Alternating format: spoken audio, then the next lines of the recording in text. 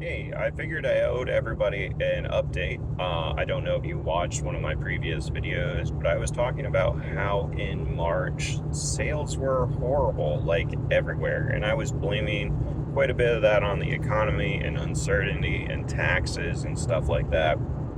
So I figured I owed you an update. So we are now in May, but in April, my sales were better. They weren't the best, but I mean, as far as eBay went, I sold over twice as much as I had sold on eBay. My booth sales, they were a bit higher. I had to pay rent in all four of my booths, antique booths. This month, I think I owe rent in two of them. I'm going now. One doesn't give me updates, so I'm going to go in and see just how bad my rent is.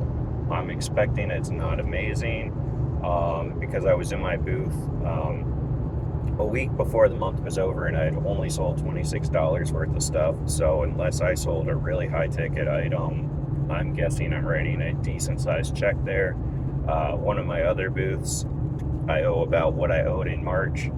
And then my other two booths, they both made a profit. And so I'm going to take home a few $100s, and it might actually be enough to cover the rent in the two booths that missed it. So anyway, things aren't like super better, but they are starting to look up a little bit. And I mean, that's kind of one of the things that's a possible problem when you're selling things that aren't needs. And I mean, that's what I do. I sell things that are wants. I sell vintage toys. I sell vintage glassware. People don't need these things. They like these things. And they'll spend money on them when they have a little extra scratch. But when they don't, they aren't spending it. Anyway, things are looking up.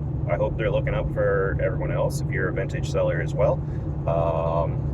And if not, hold in there. I think things are going to get better somewhere around the corner.